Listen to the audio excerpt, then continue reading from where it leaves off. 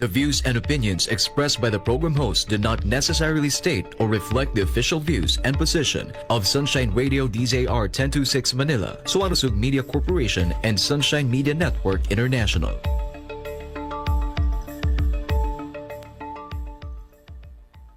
Para sa Diyos at sa Pilipinas nating mahal. Kailangan yung tayuan yung prinsipyo. Kailangan nandudong ka lagi sa tama. Para ito sa mga tunay na lalaban para sa bayan. Pagkamali, banatan. Pero pag tama naman, palakpakan natin. Yan ang Banateros, walang inuurungan. Pag tama, palakpakan. Pag mali ay babanatan. Yan ang Banateros, boses ng ordinaryong Pilipino. Banateros ay walang makakaawan. Yan ang Banateros, walang inuurungan. Pag tama, palakpakan. Pag mali ay babanatan.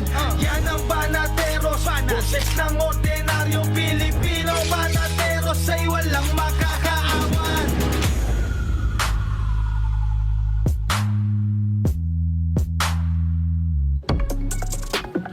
Alright, so magandang gabi, Luzon, Visayas, Mindanao. Kayo ay nanonood ng Banateros dito lang sa SMNI. Ako si Master Judea. At ako naman, si Jay Guevara. Ako naman si paring RJ. Alright, so once again, magandang gabi sa inyo lahat mga kababayan. Tayo po ay live na napapanood sa DZAR 1026 News. At huwag din kakalimutan, yung iba pang social media accounts i-follow at i-like natin. Facebook.com Banateros Official. At syempre, meron tayong Banateros.com. Huwag din natin kakalimutan ang SMNInews.com website po yan kung saan makikita po natin ang mga ganap sa SMNI. At channel on GSAT TV, Channel 40. Sky Cable na Channel 10 sa Luwag, Channel 59 po sa Baguio. At syempre, huwag din natin kakalimutan, Sunshine Broadcast sa YouTube po.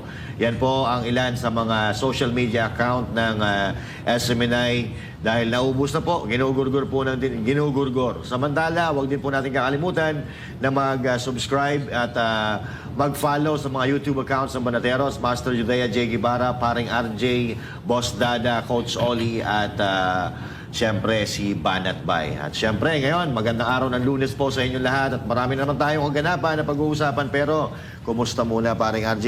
Ang ating weekend at ang ating bakasyon, saan nagpunta? Dahil na pareho tayong nasa Batangas pero magkalayo tayo. Dito kami sa may Nasugbo.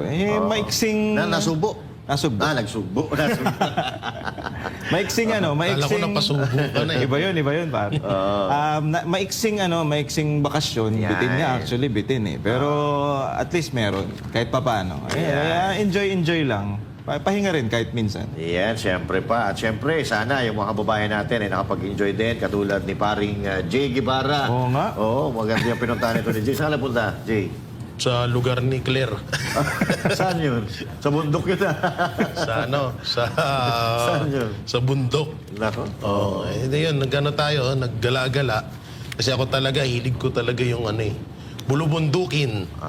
Yan, hilig ko yung mga ganyang view. At dyan talaga din ako lumaki sa bundok. Kaya kada mabakante ako, doon ako naggagala. Ako, ang pinakamagandang view na gustong-gusto ko yung I love you. Yan. Ay, grabe. Corny. Boom!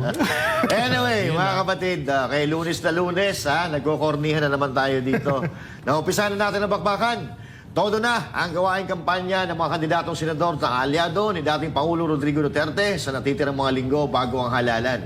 Puspusan ang gawaing mga Grand Rally Motorcade na isasagawa sa iba't ibang panig ng bansa at si Troy Gomez nagbabalita.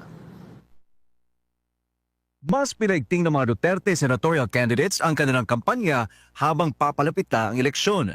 Simula Abril 23 hanggang Mayo 9, sunod-sunod ang mga Grand Rally, motorcade at pagtitipon sa iba't ibang rehiyon para maiparating sa taong bayan ang mensahe ng malasakit, aksyon at disiplina. Mag-uumpisa ang serye ng rally sa Sugod Southern Leyte sa April 23. Susundan ito ng mga pagtitipon sa Iloilo City, Pangasinan, Butuan City at sa iba pang lungsod tulad ng Pasig, Muntinlupa at Quezon City. Para sa tuloy-tuloy na pagsiservisyo sa bayan! Isa sa mga highlight ng kampanya ang Labor Day Rally sa Liwasan Bonifacio sa Maynila sa Mayo 1.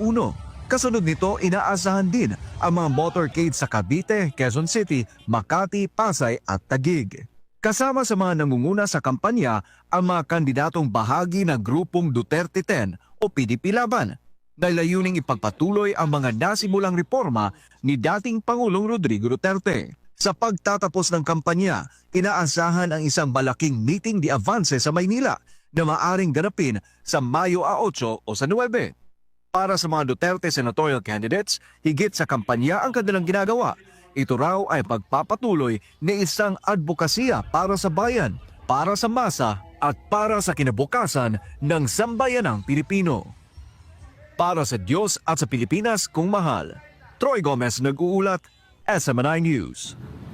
At ayun na nga mga partners, puspusan na talaga at napakasisipag ng ating mga kandidato, lalo-lalo na ng mga kandidato ng PDP Laban. Nakikita po natin na napapasama tayo dyan minsan. At nung kahapon ay nandyan po tayo sa Quezon City. Maraming salamat po sa mga taga Quezon City dahil pinagbigyan niyo po kami na makausap po kayo dyan sa UP Village. At so far, maganda naman yung tanggap ng nakikinig ang mga tao. At ang kagandahan dito, nakakausap natin sila ng mata sa mata, puso sa puso. At nalalaman din natin at the same time yung mga problema na kinakaharap ng kanilang mga bayan, ng kanilang mga barangay.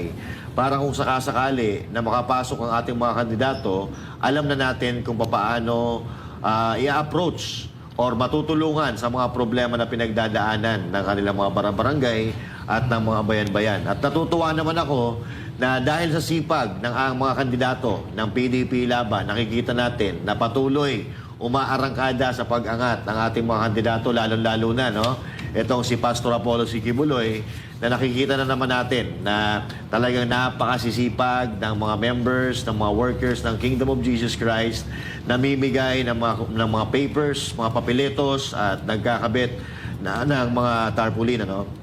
At nakakalungkot nga lang dahil sa kabila ng wala namang ginagawa dito sa lalo-lalo pa naman itong mga kabataan na hindi ata maayos ang pagpapalaki ng mga magulang, na pinagpupunit, pinagtatapakan, or kung ano yung ginagawa diyan sa mga poster ni Pastor Apollo Sikibuloy, sa mga tarpaulin ni Pastor Apollo Sikibuloy na wala naman sa kanilang ginagawang masama. Wala namang kinalaman yan sa pamumuhay nila. So, at tayo nananawagan din sa mga kababayan natin na pag may nakita po kayong ganyan, sawayin niyo po. Dahil hindi po biro ang ginagastos dyan. Tayo po, ang ating kandidato ay gumagastos yan para ng sariling pera para makatulong sa ating bayan. Papaano? Kung ganyan pa lang, nag-uumpisa pa lang tayo sinisira na. Sa bagay, napakalakas kasi ni Pastor Apollo Sikibuloy. Kaya kung ano-ano lang black propaganda at kung ano-anong paninira ang ginagawa nitong mga tampalasan, mga lapugo ng mga walang kwentang Pilipino. Partner Jake. At ako rin nagpapasalamat syempre sa lahat po ng mga Pilipino na talagang minamahal at sinusuportahan ng Duterte senatorial candidate. At may kita nga natin yan, may isang survey ho dyan na pumasok ko ang mga senatorial candidates sa top 1, top 2 at top 3. Ito na nga rin si Pastor Apollo Sikibuloy at si Senator Jimmy Bondoc at yung iba pa. So talagang ngayon talagang damang-dama ho natin na talagang etong mga Duterte senatorial candidate ay hindi ho papabayaan ng mga Pilipino sa darating na halalan. At ngayon pa lang talagang ramdam na ho natin na talagang sobrang lakas nga po talaga ng Team Duterte. Dahil una-una, alam nyo, ang tao kasi hindi yan pinapakailaman kung ikaw ay hindi balakit sa kanila. So ngayon kasi, kagaya nung sinabi ko nung nakaraan, na etong may mga kada barangay na mga inuupahan para lang sirain ng mga poster ng mga Team Duterte, sirain ng ang mga poster para hindi malaman ng ibang tao. At may mga bagong modus nga ngayon na nagkakalat ng mga numbers na yung sa mga kandidato natin at lalong-lalo na kay Pastor na tinatabunan yung mga poster at may mga tao na talagang naninira, no? So andyan pa rin po ang mga ibang Pilipino na talagang talagang pinapakita nila yung suporta nila kay Pastor at syempre sa buong Duterte senatorial candidate. At syempre, nandyan na rin po, lalong-lalo na ho, ang mga OFW hero abroad ho natin na talagang kinakampanya ho nila ang 10 Duterte senatorial candidate. Kaya ako ay nagpapasalamat. At doon sa mga naninira, alam nyo, darating din ang panahon yung mga... Ngayon, masaya kayo sa ginagawa nyo, pero darating ang panahon na ikakalungkot nyo rin yung ginagawa nyo. Yun. RJ.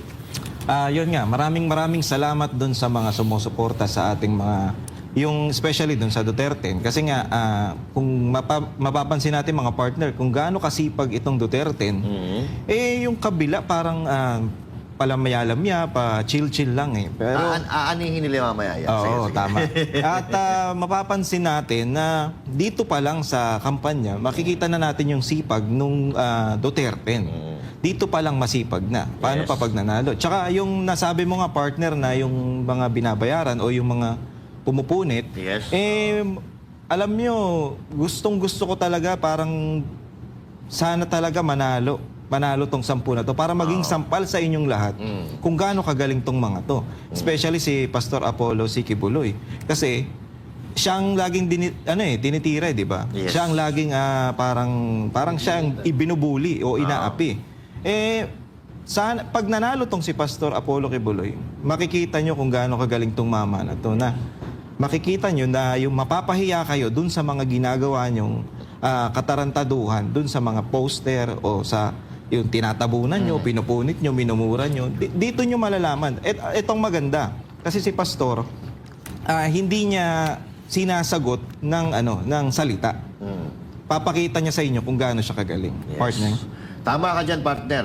Mahirap kasi yung salita ka ng salita, tapos yung mga pinapangako mo, hindi mo naman magagawa. Hindi mo nagagawa, napapako yung mga pangako. Katulad ng nangyayari ngayon sa Pilipinas. Itong administrasyon na to, marami pinangako sa atin. No? Napakarami pinangako nung nangangampanya. Peso ay pagpapatuloy na simula ni Pangulong Duterte at kung ano-ano pa. At dito natin sa kampanyang ito malalaman kung gaano talaga kadedicated ang mga PDP laban candidates. Yan, hindi nagpapahinga yan. Mula Lunes hanggang Linggo, nangangampanya yung mga yan. Kaya yung kasipagan, madadala nila yan hanggang sa pag-upo nila. At well, in fact, totoo naman si Senator Bongo at si Senator Bato de la Rosa, may mga napatunayan na yan. Pero itong mga kasama nila, na mga bago na mga kandidato, ay talaga namang may mga ibubuga. Umaangat na nga, umaarangkada na umaangat na pa konti-konti dahil sa sobrang sipag nila. At syempre, ito i-call out lang natin kasi merong kumakalat diyan sa Quezon City, no? Na meron daw mga nagre-recruit para maging poll watcher ni Pastor Apollo C. Kibuloy. Yan po ay walang katotohanan. Yan po ay mga propaganda ng ilan na galit kay Pastor Apollo C. Kibuloy. Hindi po sumusuporta kay Pastor Apollo Kibuloy o yung mga tao na talagang may matatamaan or maapektuhan kapag nanalo si Pastor Apollo C. Kibuloy. Actually, may balita tayo dyan. Ito, at naglabas ng official statement ang kampo ni senatorial candidate Pastor Apollo C. Kibuloy kaugnay ng kumakalat na balitang nagre-recruit ng poll watchers ang ilang di pa nakikilang individual para umano sa butihing pastor. Si Val de Vinagracia sa report. May babala ang kampo ni Pastor Apollo C. Kibuloy sa publiko kaugnay ng umunoy iligal na pagre-recruit ng mga poll watcher gamit ang kanyang pangalan. Ayon sa kampo ng butihing pastor, hindi sila konektado sa mga individual na ito at mariin nilang kinukondena ang anumang uri ng panlilinlang at pagbili ng boto. Sa isang opisyal na pahayag, kinumpirma ng campaign team ni Pastor Apollo C. Kibuloy na nakatanggap sila ng ulat nitong weekend mula sa Quezon City at posibleng maging sa iba pang lugar hinggil sa mga hindi pa nakikilalang individual na nangangampanya kampanya para sa butihing pastor. Ayon sa ulat, aktibo nag-iikot ang mga ito upang mag-recruit ng mga poll watcher para kay Pastor Apollo C. Kibuloy kapalit ng halagang 2,000 piso kada isa. Nilino ng kampo na wala silang kinalaman sa mga taong ito at hindi rin nila ito kinontrata, inutusan o binigyan ng otorisasyon para mangalap ng poll watchers. Gate pa ng kampo, hindi sila nagre-recruit ng poll watchers at ang mga ganitong aktibidad ay walang basbas mula sa kanila. Pinaghihinalaan din ng kampo ni Pastor Kibuloy na posibleng isang orchestrated smear campaign ito mula sa mga kalaban sa politika na layong siraan ang integridad ng kanyang kampanya. Anila patuloy kasing lumalakas at lumalawak ang suporta ng taong bayan para sa kandidatura ng butihing pastor. Sa ngayon, puspusan ang investigasyon ng kanilang hanay at nakikipag-ugnayan na rin sila sa mga lokal na miyembro at sa mga otoridad upang matukoy ang nasa likod ng panlilinlang. Para sa Diyos at sa Pilipinas kong mahal, ako si Val Divina Gracia, SMNA News. Alright, so mga kababayan, at yan nga sinasabi natin. Meron na po nag-iikot dyan sa iba't ibang bahagi ng Quezon City at iba pang lugar ng NCR na di umano ay kinangunguha ng magiging poll watcher ni Pastor Apollo Kibuloy, magbabayad po ng 2,000 ang kampo ni Pastor. Wala pong katotohanan yan. Wala pong katotohanan, huwag po kayo maniniwala. Ito ay isa na naman paninira dahil ang pagbabayad po ay bawal. Bawal na bawal po yan sa eleksyon, pagbili ng boto at pagbabayad. Unang-una po, ang daming member ng Kingdom of Jesus Christ na matatalino. So, hindi po nila kailangan na mag-upa pa o magbayad pa ng kung ano-ano mga poll watcher kung meron dito. Doon sa gumagawa nito, mag-isip kayo ng mabuti. Gamitin nyo ang utak nyo. Napakaraming membro ni Pastor Apollo C. Kibuloy na matatalino na po pwede maging poll watchers at hindi na kailangan magbayad pa, no? Jay? At talagang hindi na kailangan magbayad pa ni Pastor, no? Dahil, sa totoo nga lang ito panalo na talaga. Panalo na ang Duterte senatorial candidate. Aminin man sa hindi na mga kalaban dyan, panalo na. Kaya nga yung pagdala kay Pangulong Duterte sa isa yun sa mga parte na maiwasan nilang mas lumakas pa ang Duterte senatorial candidate. No, isa yun sa sa mga plano nila. At ayun nga, ako ay katulad ng balitang yan na may issue na naman na pinuponduhan para siraan ng mga Duterte candidate, no? At yan po ay talagang napanaginipan ko yan eh. Naku, may napanaginip ka na naman. Oo. Sige, ano yung panaginip? Bali, kada talagang pinaglalaanan pala talaga ng pondo itong Pera? Duterte senatorial candidate, lalong-lalo na si Pastor kasi may 2 tao na kilala natin. Sa panaginip mo yun? Sa panaginip ko to may 2 tao Ano na sabi? nagmamakaawa kay Marcos. Kay Marcos mismo? Oo, nagmamakaawa siya na please lang, pabagsakin mo si Kibuloy. Naku. Kasi natatakot na kami, ang lakas niya ngayon. Naku po. Oo. Kaya itong mga na to, itong 2K, yung alam niyo na issue na yan dati, diba yung Ayun, sa leaflet.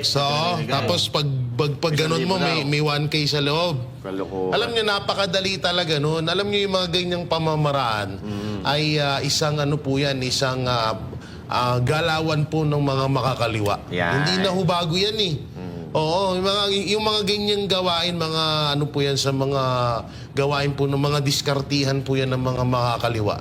Alam naman natin na isa si Pastor sa pumuksa dyan sa mga taong yan, dyan sa mga salot sa lipunan na yan, yung mga makakaliwa na yan, no? At doon naman, doon sa mga vlogger, at dyan sa isang babae, hindi ko napapangalanan kung sino ka. Bato-bato sa langit. Bato-bato sa langit, tamaan ka sana. Sige lang, ngayon, panahon niya yan. Manira kayo sa manira. Pero kami, alam namin kung ano yung totoo at hindi. At alam din namin kung ano yung mga... Sa totoo sin, mas masawa. Ito yung hirap mga partner, Ano no? yan?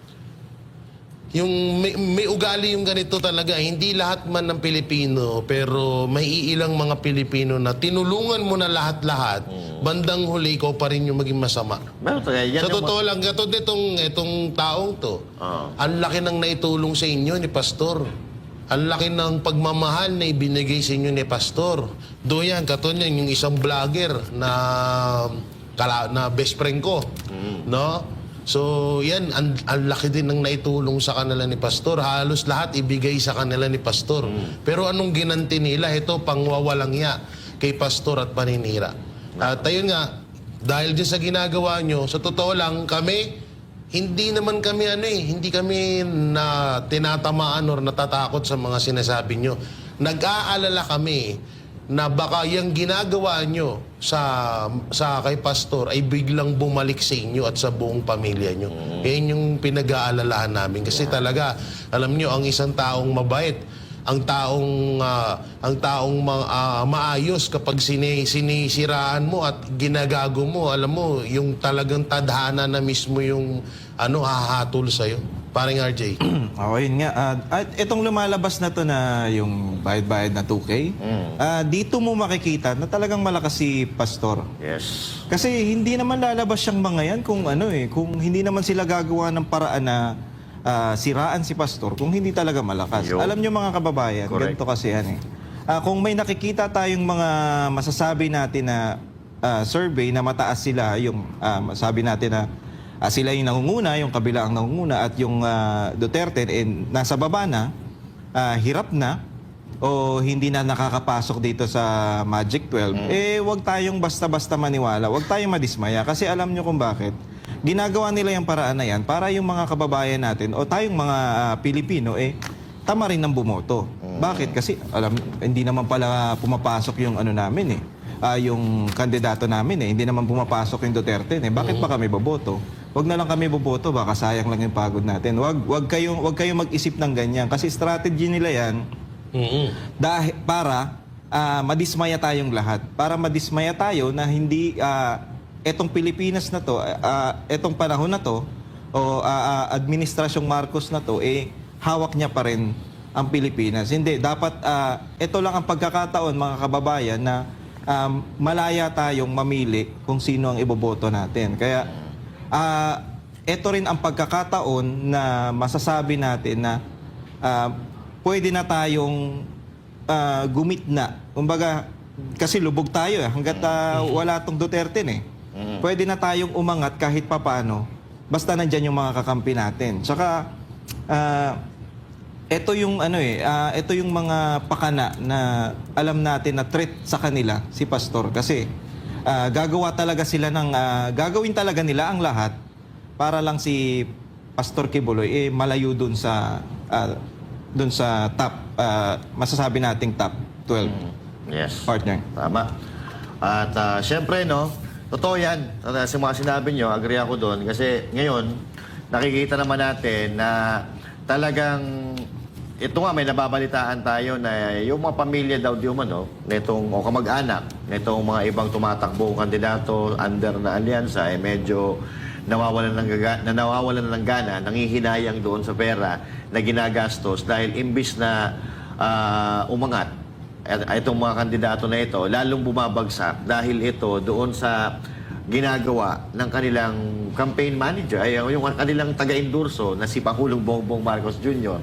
na kung ano-anong pinagsasabi sa entablado na ang layo-layo sa katotohanan. Kumbaga, yung itim gusto niyang gawing puti paano maniniwala ang tao? Alam na ng tao na yung itim ay itim, ang puti ay puti. Parang gustong ganun Ang nangyayari, parang gusto budulin ulit yung mga tao sa pamamagitan noong mga salita na ginamit niya na dati na hindi pa naman niya nagagawa hanggang ngayon. At may iano ko sa inyo mamaya, syempre, abangan nyo yung mga banateros. Samantalang mag-break po muna tayo mga kapartner. Huwag po kayong aalis at magbabalik po ang programang Banateros. Yan ang Banateros, walang inuurungan. Pag tama palakpakan, pag mali ay babanatan. Yan ang Banateros, boses ng ordinaryong Pilipino. Banateros ay walang makakaawan.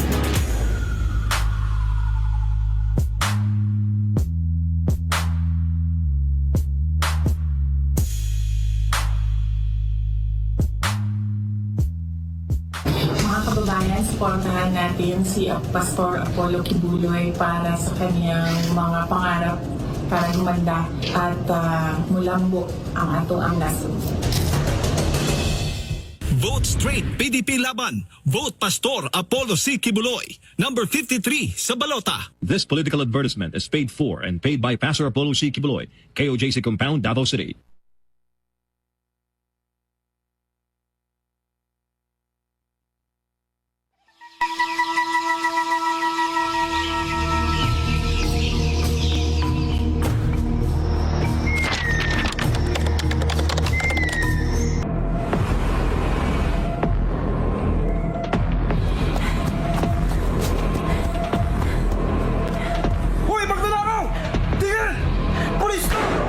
Hala, magnanakaw! Magnanakaw! Magnanakaw! Magnanakaw!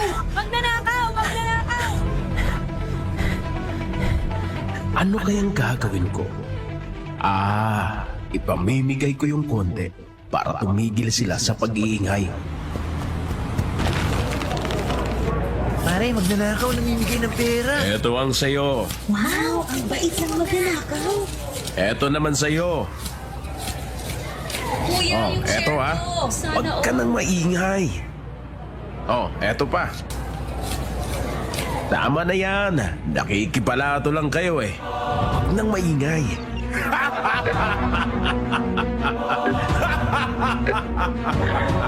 Di ba? Konti lang pinamigay ko, mabait na ako. Tahimik na sila. Easy. Ngayon, pwede ko na tong suluhin. Masaya ang mga tao, pero tama po ba ito? Di po ba ang nakikinabang sa magnanakaw ay kasabwat ng magnanakaw? Ikaw, kinukonsenti mo ba ang legal na korupsyon? Yan ang banatero, walang inuurungan. Pag tama palakpakan, pag mali ay babanatan. Yan ang banateros, boses ng ordinaryong Pilipino. Banateros ay walang makakaawan.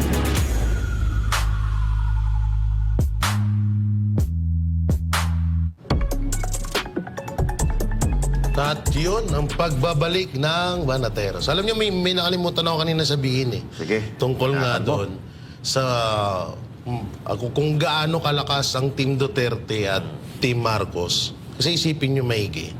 Kung malakas ang Team Marcos, bakit yung ibang membro ng Team Marcos nagpapapromote sa Yun na Vice nga. President Sara Duterte? Yun na nga. Katulad lang ni Camille Good Villar. observation. Katulad ni Amy Amy Marcos. Marcos. So dapat, kung malakas sila, sa totoo lang yung iba din dyan, gusto rin yan eh. Na Nahihiya magpapromote kay Pangulong Duterte tsaka kay BP Sara. Nahihiya lang talaga yan. Alam nyo, talagang yung iba dyan, nararamdaman na rin namin na nagsisisi. Alam nyo, yan ang kinaganda sa mga Duterte. Lahat ng kahit kumalaban sa kanila, kahit sabihin na natin hindi nga bumabanat, pero andun pa rin eh. Tinatanggap nila kung sino man yung gusto magpatulong sa kanila. Yan ang kinaganda dyan sa mga Duterte dahil hindi sila yung hindi sila na may personal. No? So yun nga, kagaya na sinabi ko, kung malakas ang Team Marcos, bakit yung mga kandidato ng Team Marcos kailangan pang endorso kay Vice President Sara Duterte? Yun na lang, doon na lang ho tayo. Napakadali lang ho isipin nun. Kaya sabi ko nga, pandaraya na lang po ang makakatalo sa Duterte senatorial candidate. Malakas naman ang Team Marcos Malakas mga sa. Malakas mambudol. Anyway, totoo yun, yung sinabi ni Jay, no? Kasi meron pang isa, si Manny Pacquiao. Yung poster na lumalabas ngayon, nagtitrending na bago mga poster, kung saan kasama si Senator Bato de la Rosa, Senator Bongo, at si Rodante Marcoleta. Si Manny Pacquiao po ay nandun sa aliado ni Marcos, which is sa Alyansa. So bakit ang isinasama niya ng mga picture ay kay Bato, Rodante Marcoleta, at kay Senator Bato? Meron ba? Hindi ko makita yun. Dahil malakas nga ang Duterte senatorial candidates. Kaya doon pa lang, makikita na natin kung mahina ba o malakas. Di kung saan ang malakas ang alyansa, ang nilagay nila doon, yung mga kasama nila sa alyansa. Yun po yung party list ni Manny Pacquiao. Ang nilagay doon, Bato de la Rosa, si Senator Bongo at si Marcoleta. At medyo suma-sidestep na rin itong si Tolentino. Kasi yung si Rob Rances na organizer ng mga rally-rally dyan sa Cebu, ay sa Davao pala, nag-post siya kung ano yung difference between PRRD at ni Pangulong Bongbong Marcos. Ang nakalagay doon, the difference is night and day. Kumbaga umaga at gabi. Siner yun ni Francis Tolentino. Nakalagay doon sa account. Nakamay check pa, Francis Tolentino. So ibig sabihin, medyo parang, tama yung sinabi mo kanina, nagsisisi at parang sumasidestep, na parang gusto lumapit at magpa-endorso sa mga Duterte. Pero it's too late, ano? It's too late. Kitang-kita na yung mga kulay ninyo. Dahil, Kilala na. kung yung alyansa ninyo, umarangkada yan, mayayabang kayo. Di ba? Magyayabang kayo, malakas kayo.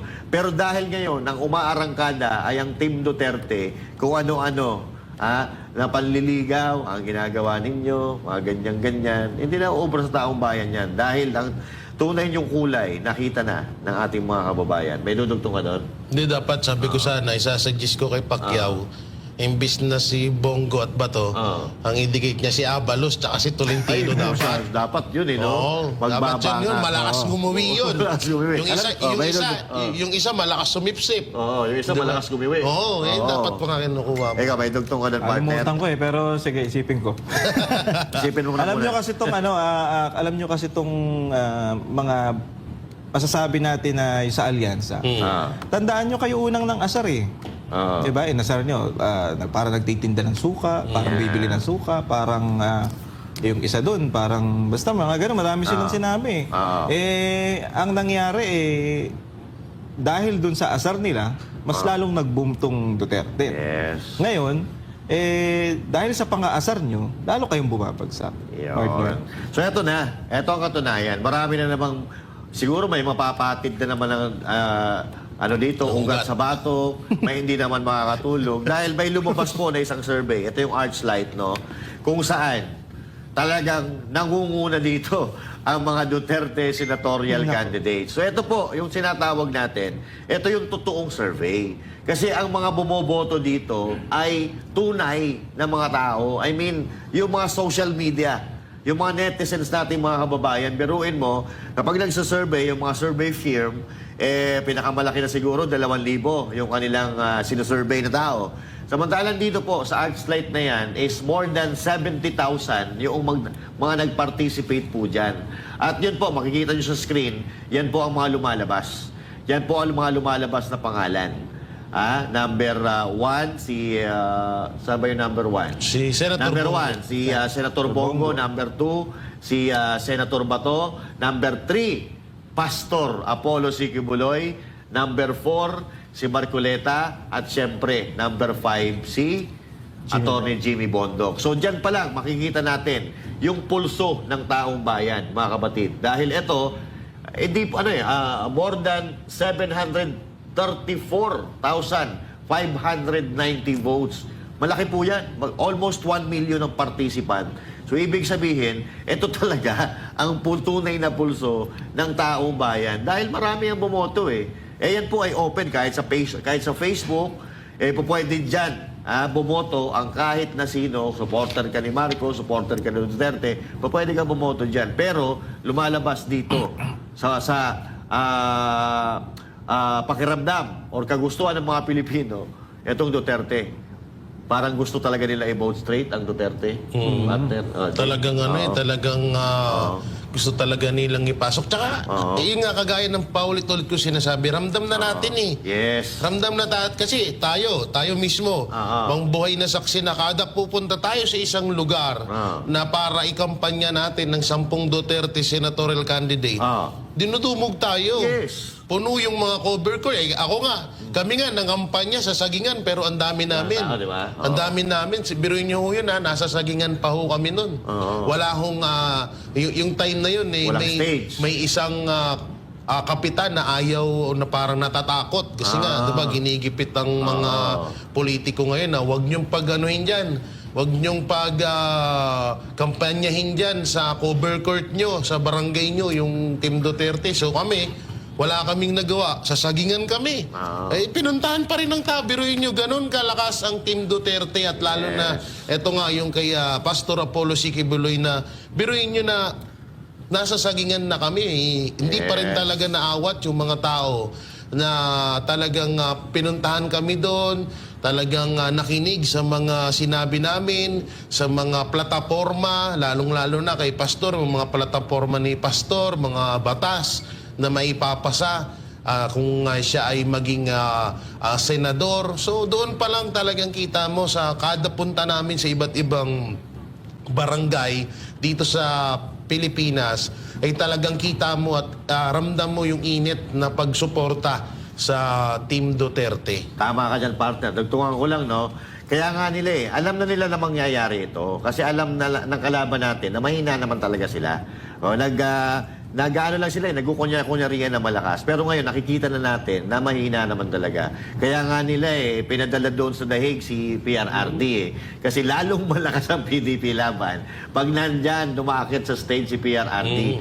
At pinakulong din nila si Pastor Apollo Sigimuloy dahil malakas din si Pastor Apollo Sigimuloy. Gusto talaga nilang talunin ang PDP laban. Kaya nga tayo, sana, no? Eto, hindi ko naman inuutosan si BP Sara Duterte, pero sana, kung wala si Pangulong Duterte, siya sana humalili. Yun din ang isa. Bilang representante ng tatay niya na umakyat diyan sa mga entablado ng mga campaign ng PDP laban para kahit papaano mayroong puwersa pa rin ng mga Duterte na makikita ang mga kababayan natin. Kasi hinahanap-hanap talaga si Pangulong Duterte, partner J, no?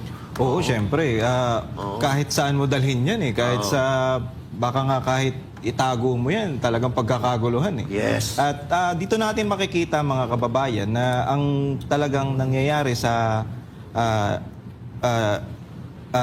kampanya na to ay makikita natin na talagang kahit walang ayuda, pinupuntahan ng mga tao. Yes. At malalaman din natin at talagang yung Duterte, meron talagang plataforma na ibinibigay. Hindi lang yung nagpunta yung mga tao para makinig ng plataforma, bulol-bulol yung sasabihin.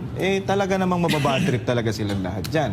Hindi kagaya natin, kahit nga mga partner, kahit nga tayo lang ang pumunta o kayo lang ang pumunta, talaga namang ang tao parang Yes. parang si Alden Richard ang nakikita. Alden Richard, tsaka si Daniel Padilla. Daniel Padilla, pag pumunta. Lupit Partida talaga. yan, wala pa si Pangulong Duterte at wala pa si Pastor Kibuloy niya. Yeah. Paano pa pag nandyan yan? Kaya nga, ayaw talaga nilang palabasin. Partner J, Hindi ako din na dugtungan ko yung sinabi ni Master Judea na yung tungkol kay BP Sara. Alam nyo, isa din sa gusto ko rin at alam ko na gusto rin makita ng lahat ng mga Pilipino na yung ginagawa ni Pangulong Duterte na pagsuporta sa Duterte senatorial candidate ay gawin niya. Siya muna ang gumawa. Ito, hindi naman po ito pag-uutos, pero parang Mas maganda. mas parang napakaganda kasi isipin nyo kahit papaano siguro naman kung si Amy Marcos sa paglaanan ng oras ni BP Sara, siguro wala din sigurong napaglaanan din ng oras yung mga Duterte senatorial candidate. Kasi iba talaga dating ng Duterte. Yes. Iba ang impact ng Duterte kapag nandyan. Pag nalaman ng tao na may isang Duterte napupunta sa isang campaign ng Duterte senatorial candidate, grabe. Yes. Sobra, halos talagang katulad nyo, sa Hong Kong, hindi magkasya. Grabe. Hanggang sa labas, punong-puno, hanggang sa nagka-traffic. Yung kahapon lang, nasa Samar si BP. Oo, yan. Kahapon, nasa Samar. Samar. Oh, di ba? Alam nyo, yung ano kasi, yun din yung hinahanap ng taong bayan. Kasi katulad yan, nung nag-viral yung itim-itim nila ni Amy, may mababasa nyo doon sa comment section na sana ang Team Duterte din. Sana lahat ng mga Duterte candidate i-promote din ni Vice President Sara. Yun ang laging nire-request. Kaya yun, sana nga din gawin din yun ni Vice President na siya muna ang humalili kay Pangulong Duterte sa ginagawa niya. Kasi talagang iba ang hatak ng mga Duterte kapag nalaman talaga ng taong bayan na katulad nyo sa Davao. Wala si Vice President. Wala si Pangulong Duterte. Ang nandun si Mayor Bastilang. Grabe yung tao sa Davao nung birthday ni Pangulong Duterte. Basta may isang Duterte yan natatayo. At ito, tama naman. Pero ako, parang naalala ko lang, wala pa ako nakikitang promotional video ni BP Sara kay Pastor Apollo Sigimuloy, no? Meron na ba? Meron yung video ni Coach Oli lang. Matagal na yun Oo, matagal na yun. Wala yung talagang katulad ngayon, yung kila Bilyar, kay Amy, kay Bato, kay Bongo, tsaka kay Marcoleta, wala pang Pastor, ganun. Pero antayin natin, malay mo Baka naman. ginagawa na, no? Baka ginagawa ni BP Sara. Pero, kapag may umaangat, meron ding bumabagsak. Tulad na lang halimbawa, ito, no? Nagkagulo na naman yung social media doon sa sinabi ni Ate Claire. Dahil ito doon sa pagbagsak ng ratings, approval at trust rating ni Pangulong Bongbong Marcos na parang mauuna pa atang magiging 20 kaysa doon sa bigas na ipinangako niya. Abay, 25% na lang po ang approval tsaka itong trust rating ni Pangulong Bongbong Marcos kumpara kay BP Sara Duterte na nasa around 60, 61. Ito po ito pong rating ni Pangulong Bongbong Marcos, ito po ang pinakamababa sa kasaysayan ng rating ng mga presidente sa parehong panahon, sa pagtungtong nila ng tatlong taon sa kanilang pamumuno. Ito na po ang pinakamababa. So ibig sabihin, world record na naman ito, mga kababayan. At ito, ang sinasabi dito ni Claire, bumaba daw ang survey ni Pangulong Bongbong Marcos dahil sa fake news. So kayo muna, pagbibigyan ko ng opinion kung ano masasabi nyo dito. Sabi ni Claire, bumaba daw ang rating, approval at trust rating ni Pangulong Bongbong Marcos dahil sa fake news ng mga supporter ng mga Duterte. Ano masasabi mo doon? Ay, hindi. Kasi, alam mo, Auntie Claire, alam nyo, ako talaga, hindi talaga ako palapatol sa babae. Pero dito, kapag talagang may pagkatanga talaga, minsan naiinis na ako eh. Una-una, paanong dahil sa fake news? Kaming mga Duterte supporters, may katibayan kami na ang fake news yung presidente mo. Gusto mo, ipapakita ako pa sa iyo eh. Ayan. May video dyan na fake news siya. Oo, mamaya papakita natin yan kung pag nahanap nila. Katulad dito, panoorin mo to, Auntie Claire, panoorin mo to. Yan. Panoorin mo. Dito ay 2,400. So sa 2,400, hindi naman po ito nagre-reflect ng sentimiento ng kabuuang more than 100 million people or Filipinos in the country. But dahil nga nakita at nabanggit natin itong mga fake news, sumasalamin din po ito sa impluensya ng mga fake news na nagkakalat. Katulad na sinabi, meron ngang findings na nabanggit ang Reuters. At ito ay galing sa isang Israel-based data intelligence firm or disinformation security firm. And I quote, "The level of coordinated disinformation seen in the Philippines was far above the typical 7% to 10% range of online conversations globally about highly sensitive or polarizing issues." End quote.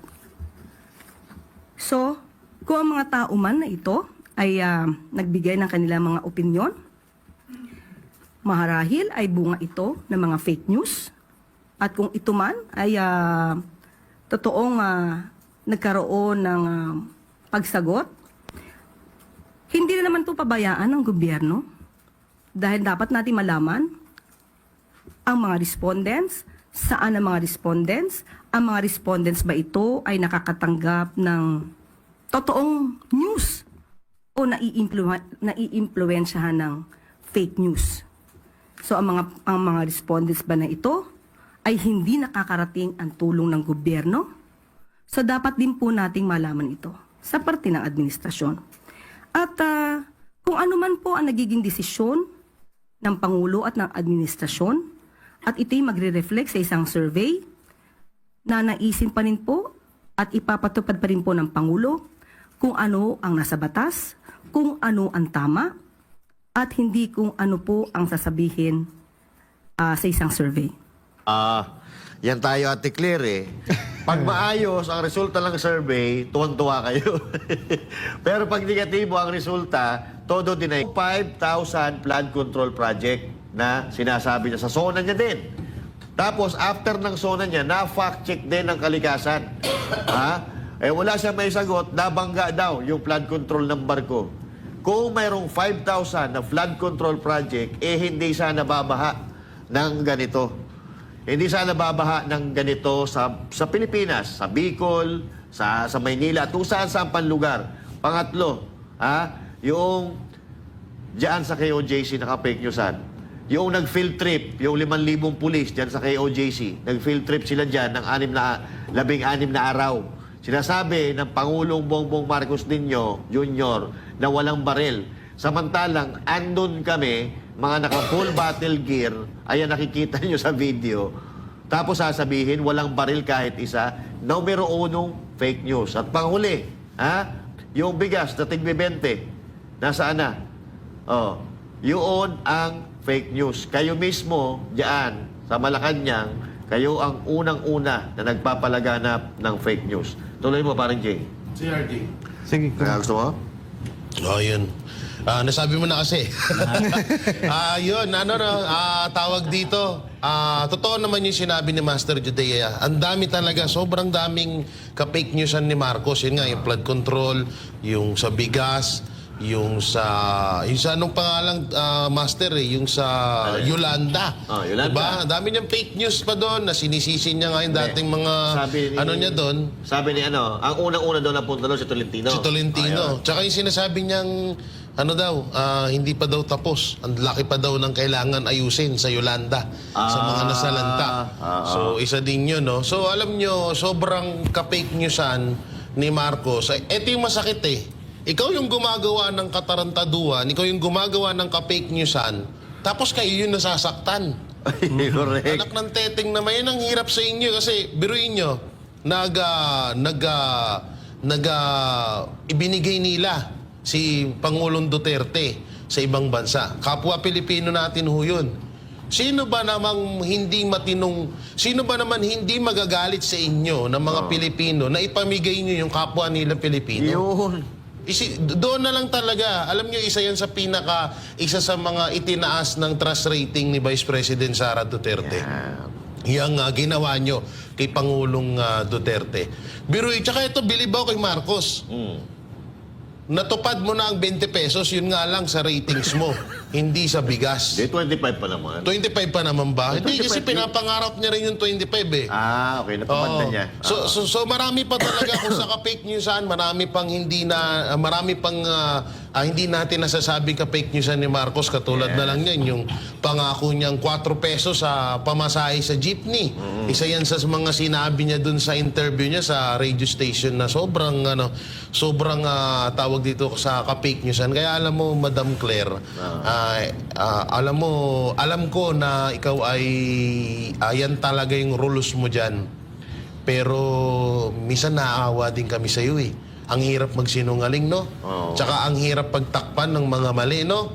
Kasi biruin mo, yung taong hindi na presidente ng Pilipinas, mas mahal siya ng taong bayan. Aray.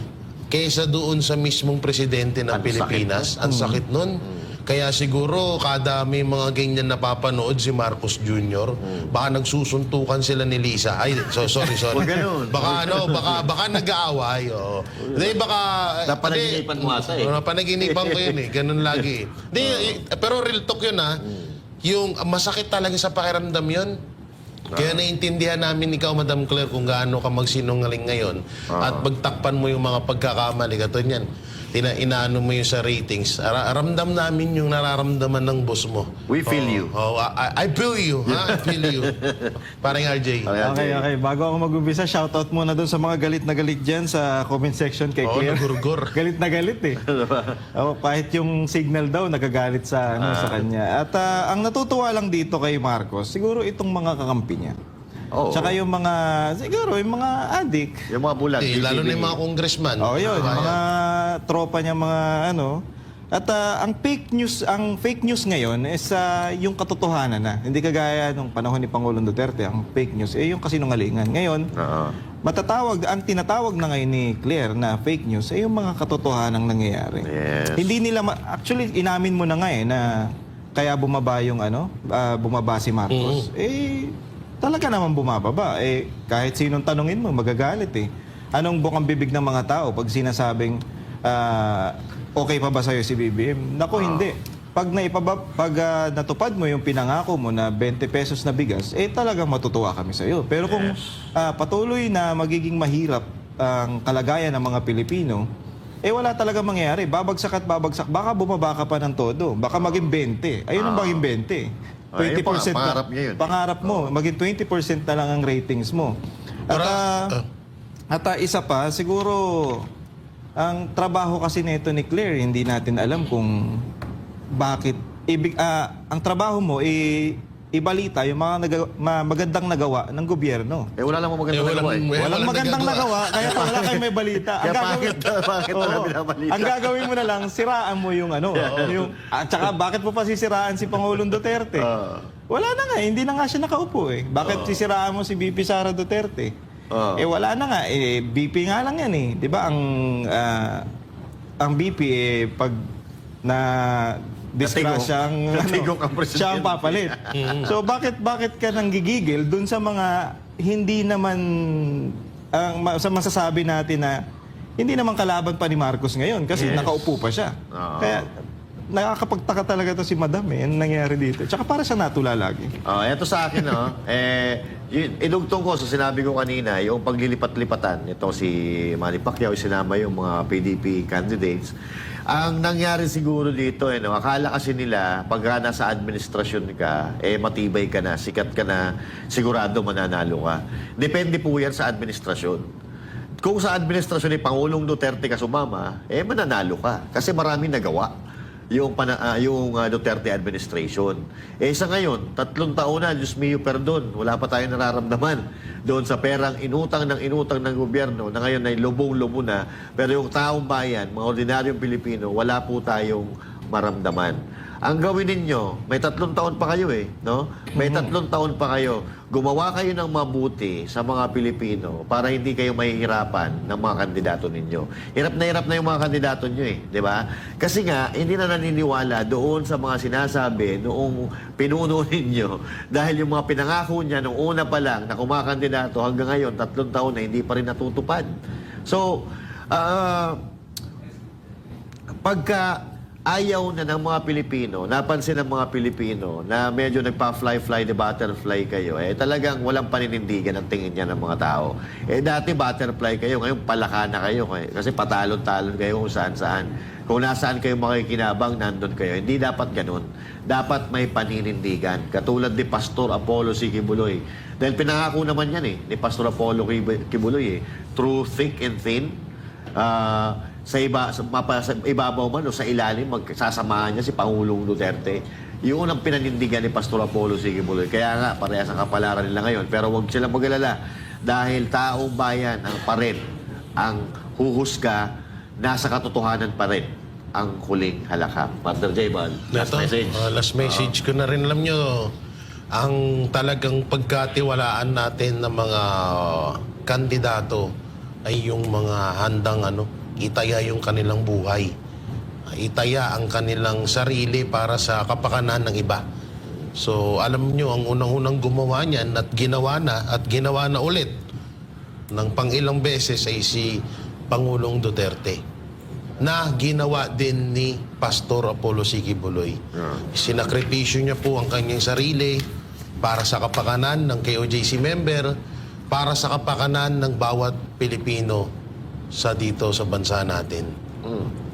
Siya ang naging mukha po, siya ang naging talagang doon tayo naliwanagan na kung gaano kademonyo ang administrasyong Marcos. Kay Pastor ho natin nakita yun. Kung si Pastor po ay tinanggap niya lang na maging kalaban siya ng mga Duterte, sang-ayunan lahat ng mga kagustuhan ni Marcos Jr. na kagustuhan na ipagawa sa SMNI, na ipagawa na mga fake news, ibalitang mga fake news, puro lang good yung sa lang nila, para lang sa kapakanan nila ibabalita. At etong si Pastor tatahimik lang sa lahat ng nakita niyang kabulastugan at pagnanakaw, kahayupan na ginagawa ng administrasyon sa bansang Pilipinas. Siguro malaya siya ngayon. Pero ito si Pastor Apollo C. Kibuloy, itinayaan niya yung sarili niya para sa kapakanan ng lahat. Kaya nga, sobra akong talagang napabilib dito sa taong to dahil hindi ho biro yan na itaya mo ang sarili mong buhay. Kagaya nga ng sinasabi ni Pangulong Duterte, isa sa mga tumatak hanggang ngayon sa akin, na kung ikaw ay magiging leader ng bansang Pilipinas, magiging leader ng bayan, dapat kaya mong pumatay at kaya mo ring mamatay. Yan po ang isa sa mga nakikita ko kay Pastor Apollo C. Quiboloy, at talagang maituturing talaga natin na itong dalawang tao na to ay magkakampi dahil halos iisa po ang nangyari sa kanila ngayon.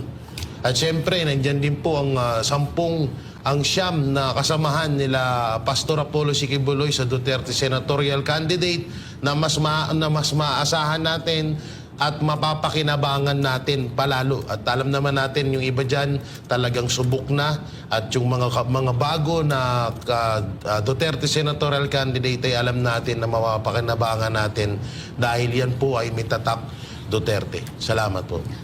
Okay, mga kababayan, itong paninira kay Pastor Apollo Quiboloy ay gawain talaga to ng mga demonyo. Gawain ng demonyo yung mga style na yan eh. Kasi alam nyo, hindi sila marunong lumaban ng patas. Malakas nga naman si Pastor, kaya gagawin nila lahat para matalo siya. Pero kahit anong gawing paninira nyo kay Pastor, lalabas ang katotohanan, lalabas ang katotohanan na hindi kayo magtatagumpay sa ginagawa ninyo. Mga partner, isa pang dahilan kung bakit ko naisip na kaya nila gustong hinto si Pastor, sirain. Kasi ang gusto ni Pastor yung naalala niyo yung sinabi niya na gusto niyang iangat ang antas ng pag-aaral dito sa Pilipinas. Kasi maraming matalino maraming matalino sa atin. Pero ang problema is edukasyon. Nagtuturo. Sobrang baba ng edukasyon. Kaya ang nangyayari sa atin, yung iba lumilipad sa ibang bansa, doon nag-aaral, maraming matalino pero kulang ang eskwelahan. At isa pang problema dito, yung kahirapan. Pag mahirap ka, hindi ka makakapag-aral sa magandang eskwelahan. Dahil sa mataas na korupsyon. Ayun, ang problema. Ang plano ni Pastor, gusto niyang gawin na libre lahat. Di ba? Sa KOJC nga, meron. Libre yung pag-aaral ng abogado. Grabe, talagang maghihirap ka pag nag-aaral ka ng abogado, kailangan may pera ka dyan. Kay Pastor, libre yan. Biruin mo, ang teacher mo pa si attorney to, di ba? Dean na yun si attorney. Kaya talagang mataas ka eh. Tsaka alam nyo kung bakit itong mga politikong trapo na to, hinahayaan nila yung kahirapan. Yes. Kasi dyan sila kumukuha ng boto. Yan. Kung yang mga yan, makakapag-aral, magiging matalino at lalawak ang pangunawa, hindi sila iboboto ng mga yan. Kasi ang nangyayari, kaya sila binoboto. Nagmumukha silang sila ang matalino eh. Kami lang ang tutulong sa inyo, akong bahala sa inyo. Pagdating ng panahon, at yang mga yan natuto, nag-aral, wala palang kwenta tong politiko na to. Hinahayaan tayong maging mahirap, pinapanatili tayong maging mahirap para sa kanila. Kaya mapapansin natin diyan. Pag merong lugar na yung mapapansin mo na merong lugar na yung mga squatters area, mahirap talaga. Settlers, yan. Diyan sila kumukuha ng boto. Tapos pagpunta nila doon sa lugar nila, sila yung superhero. Yes. Ang nangyayari diyan, kayo ang ginagamit ng mga politiko na yan para umangat sila ng umangat at manatili dyan sa pwesto. Iba to si Pastor Quiboloy kasi ang gusto niya maging maginhawa, maayos at maganda ang pamumuhay ng mga Pilipino. Walang pakialam si Pastor kung sa politiko, kung gusto niyo siya, ang gusto niyang mangyari, maging maayos tayong lahat, maging maginhawa at maayos yung mga kabataan. Ang kabataan kasi, pag natuto yung pag nag-aral yan at siyempre, dahil nga libre, talaga mag-aaral yan. Unang-una, pag nag-aaral yan na maayos, dahil libre, malalayo yan dun sa mga droga. Malalayo sa mga masasabi natin na masamang gawain. Correct. At kaya naman nangyayari dahil hindi nagtutuloy yung mga estudyante sa pag-aaral dahil nga ang taas ng tuition dito sa Pilipinas. Pag wala kang pera, wala ka. Mag-aaral. Tama yan, okay? Are you done? Mabilis lang to. Sige. Shoutout ko yung magaling na editor at pinakamagaling na baista ng The Uncle, si Normel Hernandez. Ay, yun, no? Shoutout. Ano. Sa akin naman ganito, no? Kasi ako, naniniwala naman ako na kahit walang aral ang mga tao ngayon, dahil sa teknolohiya, natututo na rin sila. Kasi tingnan niyo yung resulta. Ang baba ng rating ni Marcos Jr. kahit paulit-ulit siya ng bubudol, ibig sabihin yan, natututo na rin yung mga tao. Pero doon sa mga kandidato na gustong maging popular, sa mga politikong trapo, subukan nyo na magpakatotoo. Subukan nyo na huwag kayong kumain ng daon ng saging. Huwag kayong iinom sa baso. Huwag kayong magsinungaling sa tao. Magpakatotoo kayo, sigurado mamahalin kayo ng mga tao. Pero, Daon ng saging. kung sinungaling talaga kayo, kung manggagamit talaga kayo, abay, itatakwil talaga kayo ng mga tao. Pero ito lang, may dalawang tao na maimpluwensyang tao, maimpluwensyang personalidad sa bansang ito na talaga namang makikita mo na kahit gano'n na kataas ang inabot nila. Naging presidente, naging pastor, pero yung paa nila nakatapak pa rin sa lupa. Kami mga simpleng vlogger, kami mga banateros, pero kinakausap kami ng dalawang yan na parang kapantay niya lang, kaibigan. Ganyan kababa ang loob ng magkaibigan na yan, si Pastor Apollo Kibuloy at si Pangulong Duterte. Kaya ako, naniniwala ako kung si Pastor Apollo Kibuloy mapupunta dyan sa Senado, kung ano yung ginawa ni Pangulong Duterte, yun din ang gagawin nito. Pero wala na tayong oras mga kababayan, ano? At magkita-kita po tayo muli, kabanateros, dito lang sa SMNI. Pagtama, palakpakan, pagbali, banatan. Ako po, si Master Judea. At ako naman, si Jay Guevara. Ako naman, si paring RJ. Para sa Diyos at sa Pilipinas nating mahal. Para sa Diyos at sa Pilipinas nating mahal. Kailangan yung tayuan yung prinsipyo. Kailangan nandudong ka lagi sa tama. Para ito sa mga tunay na lalaban para sa bayan. Pagkamali, banatan. Pero pag tama naman, palakpakan natin. Yan ang banateros, walang inuurungan. Pag tama palakpakan, pag mali ay babanatan. Yan ang banateros, boses ng ordinaryong Pilipino. Banat sa'y walang maka